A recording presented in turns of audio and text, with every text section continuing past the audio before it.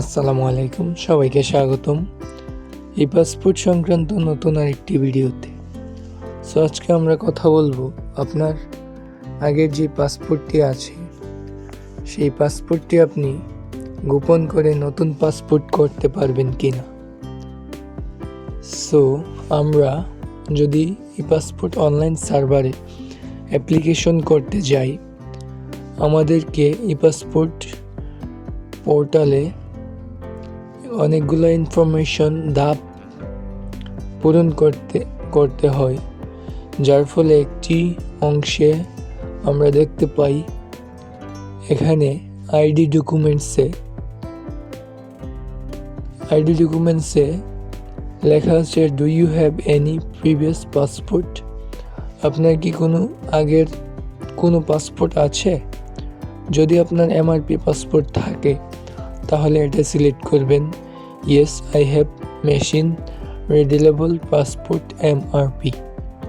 আর যদি আপনার ই পাসপোর্ট থাকে, আপনার ই পাসপোর্টটি আবার কোনো কারণে রিনিউ করতে নিতে চাচ্ছেন, সো এখানে দিবেন yes I have an electronic passport EPP. আর যদি আপনাদের কোনোটি না থাকে, এই দুইটি থেকে কোনোটি না থাকে, no I don't have any previous passport, handwriting passport অথবা হ্যান্ডরাইটিং পাসপোর্ট। কখন আপনারা আপনাদের পাসপোর্টটি গোপন রেখে করবেন সে বিষয়টি আমি ক্লিয়ার করে বলছি।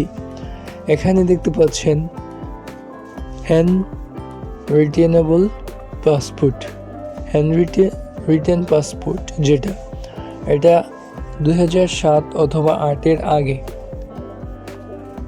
আপনাদের যে পাসপোর্টটি ছিল অথবা সরকার প্রদত্ত যে পাসপোর্টগুলো দেওয়া হতো সেগুলো ছিল হাতের লেখা পাসপোর্ট এবং ছবিটা স্টিকার দিয়ে লাগানো থাকতো কস্টিপ দিয়ে। সেই পাসপোর্টগুলো থাকা যেই কথা, না থাকা একই কথা। সো এখানে no I don't have any previous passport দিলেই আপনাদের হয়ে যাবে। সুতরাং সেই পাসপোর্টটির থাকা যে কথা, না থাকা একই কথা। আর যদি আপনাদের এমআরপি পাসপোর্ট থাকে, এখান থেকে আপনারা যেহেতু আপনাদের এমআরপি পাসপোর্টে মেশিন রিডেলেবল পাসপোর্টটির ফিঙ্গারপ্রিন্ট দেওয়া হয়ে গেছে, যার রেকর্ড পাসপোর্ট অধিদপ্তরে রাখা আছে। সো আপনারা এখান থেকে এই এমআরপি পাসপোর্টটি কোনোভাবেই গোপন রাখতে পারবেন না। যদি গোপন রাখেন তাহলে অনেক সমস্যায় পড়বেন, কোনো দিন এই পাসপোর্ট আর পাবেন না। সো এখানে আমি ক্লিয়ার করার চেষ্টা করলাম যাদের এমআরপি পাসপোর্ট আছে তারা তাদের ফিঙ্গার শো করবে, সেজন্য আপনারা কোনো দিন পাসপোর্টটি গোপন রাখতে পারবেন না, গোপন রেখে পাসপোর্ট করতে পারবেন না। এবং যাদের হ্যান্ডরাইটিং পাসপোর্ট আছে সেই পাসপোর্টটি আপনারা গোপন রাখতে পারবেন, অর্থাৎ সেই পাসপোর্টটি থাকা যে কথা, না থাকা একই কথা।